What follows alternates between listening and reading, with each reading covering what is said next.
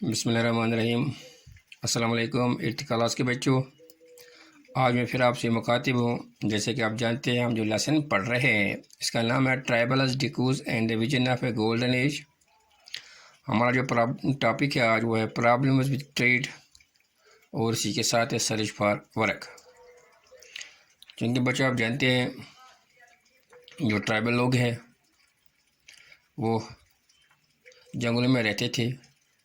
اب چونکہ جو ایسٹ انڈیا کمپنی ہے وہ ان کو چاہتے تھے کہ وہ ان کو سیولائزڈ طریقے سے کسی ایک جگہ پر وہ پرماننٹ سیٹلمنٹ ہو جائے، تاکہ ایک تو ان کی جو حالت ہے زندگی بسر کرنے کی وہ ٹھیک ہو جائے، دوسری اگر وہ کہیں پرماننٹ طور پر کہیں سیٹل ہو جائیں گے تو ریونیو بھی بڑھ جائے گا کمپنی کو، چاہے وہ لینڈ ریونیو یا اگر وہ تجارت کر سکے تو ٹیکس کی صورت میں بھی۔ کیونکہ اب گورنمنٹ نے ان کو جنگلوں میں جانے کے لیے پابندیاں لگائی دی، شفٹنگ کلٹیویشن پر بھی پابندیاں لگائی دی، ریزرو فارسٹ رکھے گئے۔ جب قبائلیوں نے یہ دیکھا تو وہ ایسٹ انڈیا کمپنی کے خلاف ہو گئی، تو انہوں نے کچھ ریزسٹنس دکھائی، تو بعد میں ایسٹ انڈیا کمپنی کے آفیشلز نے ان کو اس شرط پر جنگل میں جانے کے لیے اجازت دی، اور وہاں پر شفٹنگ کلٹیویشن کچھ پیچ پر کر سکتے ہیں، لیکن انہیں فارسٹ ڈپارٹمنٹ کو اس کے بدلے میں ویجز فراہم کرنی ہے، مزدوری فراہم کرنی ہے، کیونکہ فارسٹ ڈپارٹمنٹ کو ریلوے ڈپارٹمنٹ کو جو سلیپرز فراہم کرنی ہے وہاں سے نکالنے کے لیے لکڑی، تو وہاں کی جو لیبر کی ضرورت تھی وہی قبائل کر سکتے تھے۔ دیکھو بچو 19 سنچری میں اب چونکہ قبائل لوگ تھے، کچھ گاؤں کی طرف رخ کرنے لگے، قصبوں کی طرف رخ کرنے لگے، شہروں کی طرف رخ کرنے لگے، کیونکہ جنگلوں میں جب ان کی جو غذا تھی وہ دن بہ دن ختم ہوتی جا رہی تھی، ان کو اپنی ضروریات کو پورا کرنے کے لیے روزگار کی ضرورت پڑتی تھی، تو لہذا وہ منی لینڈرز کے پاس پہنچے اپنی ضروریات پورے کرنے کے لیے۔ ان سے چاہے وہ لون لیتے تھے یا تاجروں کے پاس جا کر وہ ان سے پیسے لیتے تھے، تو اسی پیسے سے وہ اپنی ضروریات پورا کرتے تھے۔ تو اسی سلسلے میں اور ایک قبائلی گروپ تھا جھارکھنڈ میں، سنتھالاز، وہ کوکونوز کی ریئرنگ کرتا تھا، کیونکہ 18 سنچری میں یورپ میں جو انڈین سلک ہے اس کی جو ڈیمانڈ ہے وہ بڑھ گئی تھی، کیونکہ کوالٹی کے لحاظ سے۔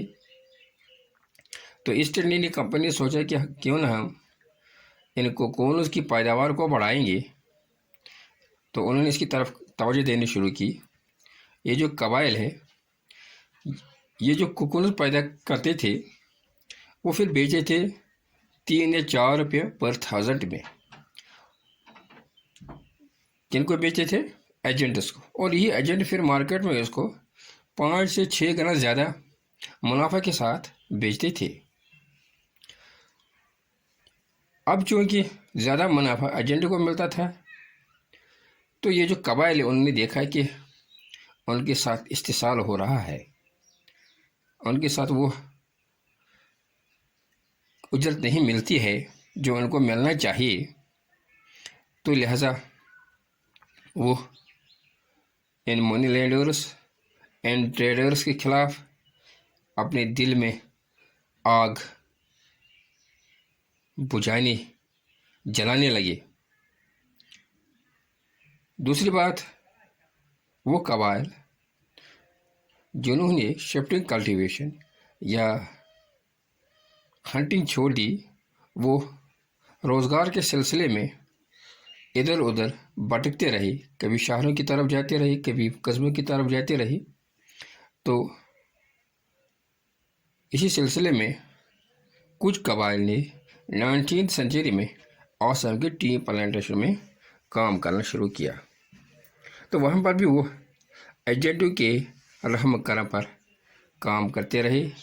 وہاں پر جو ایجنٹس ان کو کام پر لگاتے تھے تو وہ ان کو بھی کم اجرت دیتی تھی. کچھ جھارکھنڈ کے کول مائنوں میں کام کر رہے تھے تو وہاں پر ان کو بہت اجرت ملتی، کم اجرت ملتی تھی، کیونکہ جو منی لینڈرز تھے، ٹریڈرز تھے، وہ ان کے ساتھ استحصال کر رہے تھے. اور نتیجہ کیا ہوا؟ تو یہ جو قبائل ہے انہوں نے بہت سی رجسٹنس دکھائی، بہت سے ریولوٹس کیے.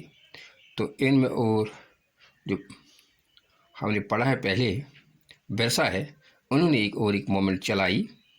تو وہ انشاءاللہ ہم کل پڑھیں گے، کیونکہ یہ جو قبائل ہے ان کی جو لائف ہے اس پر ایسٹ انڈیا کمپنی نے کے اثر سے وہ اپنی زندگی کو جو رسم و رواج ہے، طور طریقے بدل ڈالے.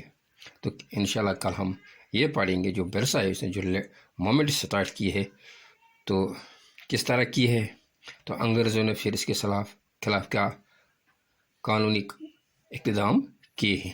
شکریہ.